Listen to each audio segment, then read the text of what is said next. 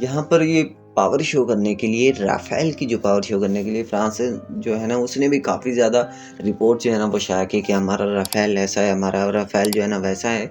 और वहीं पर जो भारत है वो भी काफ़ी ज़्यादा खुश है क्योंकि राफ़ेल फाइटर जेट है वो उसके पास भी है। तो चलिए यहाँ पर समझते हैं कि असल में ये कैसे हुआ इंसिडेंट। इंसिडेंट ही इसे कह लें क्योंकि F-22 रैप्टर एक स्टेल्थ फाइटर जेट है और वहीं पर Rafael non stealth fighter jet है। तो ऐसा मुमकिन तो नहीं है, ज़ाहिर-सी बात है, लेकिन हो भी सकता है। लेकिन ये हुआ कैसे, आइए जानते हैं। दोस्तों, दोनों ही फाइटर जेट्स के पायलट्स जो है ना उनमें कोई कमी नहीं थी असल में। देखें, यहाँ पर राफ़ेल के पायलट को भी यही जो है ना एक्सरसाइज़ में कहा गया कि आपने उसको शूट डाउन करना है।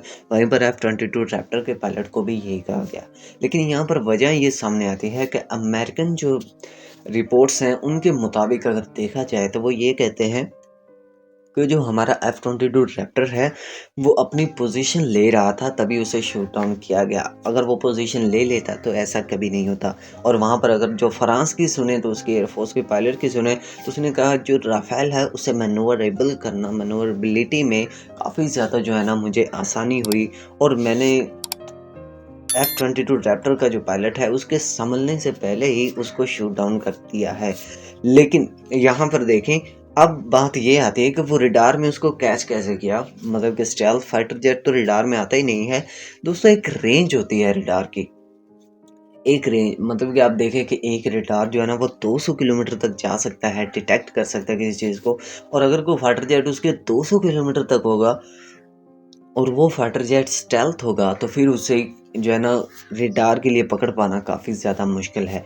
लेकिन स्टेल्थ फाइटर जेट होगा और वो 40 से 50 किलोमीटर की रेंज में होगा तो फिर जो रडार्स हैं वो उसे कैच कर सकते हैं। डिफरेंट रडार्स होते हैं जिनमें AES से रडार्स होते हैं, सेमी एक्टिव रडार्स होते हैं। तो काफ़ी ज़्यादा जो है ना रडार्स जो है ना शामिल होते हैं।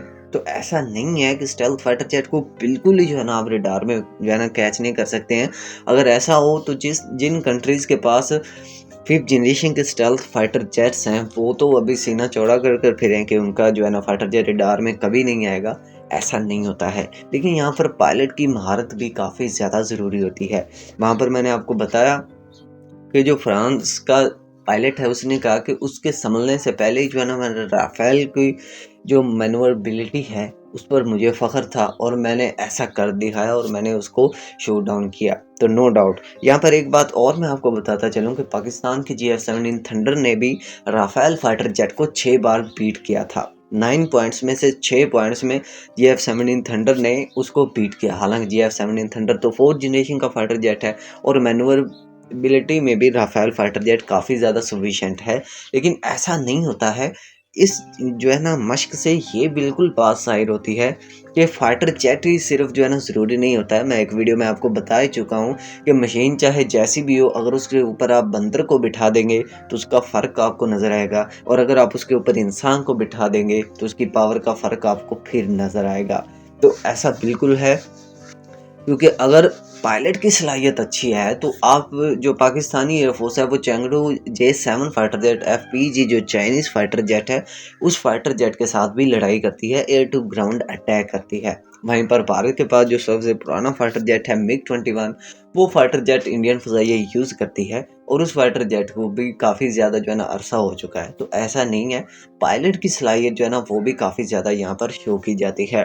यहाँ पर अमेरिकन्स ये भी कहते हैं कि जो एक्सटर्नल फ्यूल जो है ना टैंक था F-22 रैप्टर में शायद वो कोई बाइस बना है कि उसे मैन्यूवर करने में थोड़ा टाइम लग गया और उसी टाइम में राफ़ेल ने उसे शूट डाउन कर दिया। बाकी आगे देखेंगे हम लोग।